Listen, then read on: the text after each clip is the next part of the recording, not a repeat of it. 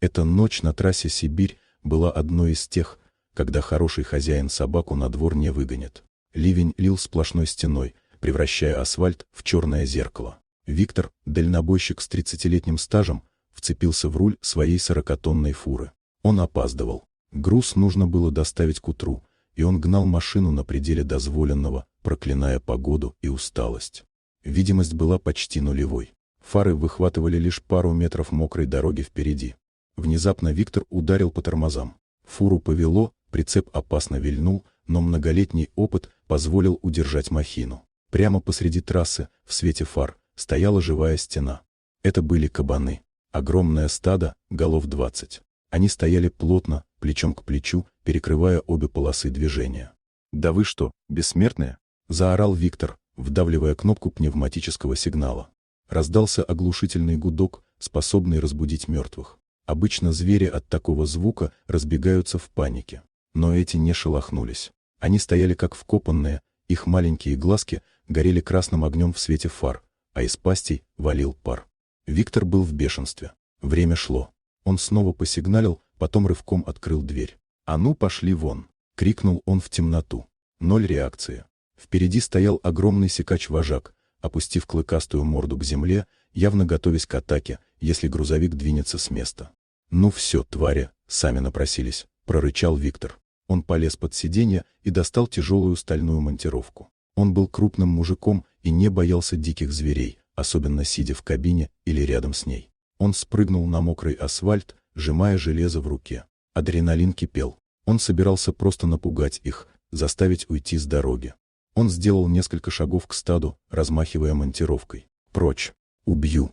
Вожак сделал выпад вперед, громко хрюкнув. Остальные кабаны сомкнули ряды еще плотнее. Это было неестественно. Дикие звери не ведут себя так. Они должны бояться человека, бояться света, бояться шума. Но они стояли насмерть, словно баррикада. Виктор замахнулся, готовый ударить по асфальту, чтобы испугать их звоном металла. И в эту секунду небо разорвала мощнейшая вспышка молнии. Она осветила лес, дорогу и то, что находилось в 50 метрах за спинами кабанов. Рука Виктора с монтировкой замерла в воздухе. Кровь отхлынула от лица, и ноги стали ватными. Он выронил железяку. Она со звоном упала на асфальт, но он этого даже не услышал. Там, куда он так спешил, там, куда он гнал свои 40 тонн железа, дороги не было. Мост через бурную горную реку, который должен был быть впереди, исчез. Он рухнул, смытый чудовищным паводком.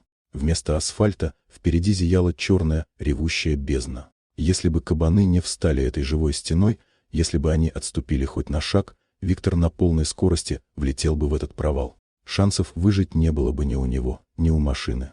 Кабаны чувствовали вибрацию рушащейся земли своими копытами задолго до того, как человек мог что-то понять. Их животный инстинкт подсказал им опасность, и по какой-то невероятной причине они решили не убежать, а предупредить. Виктор стоял под проливным дождем, мокрый до нитки, и смотрел на вожака. Гнев сменился благоговейным ужасом и благодарностью. Сикач, увидев, что человек остановился и больше не представляет угрозы, и что машина никуда не поедет, фыркнул. Стадо, словно по команде, развернулось и медленно, без суеты, ушло в мокрый лес. Дальнобойщик остался один на краю пропасти. Он достал пачку сигарет дрожащими руками, но так и не смог закурить, спички промокли. Он просто прислонился к теплому радиатору своего грузовика и заплакал, понимая, что сегодня сама природа подарила ему вторую жизнь. Дорогие друзья, если вам понравилось видео, поставьте лайк, а также подписывайтесь на канал, где наши авторские истории выходят каждый день.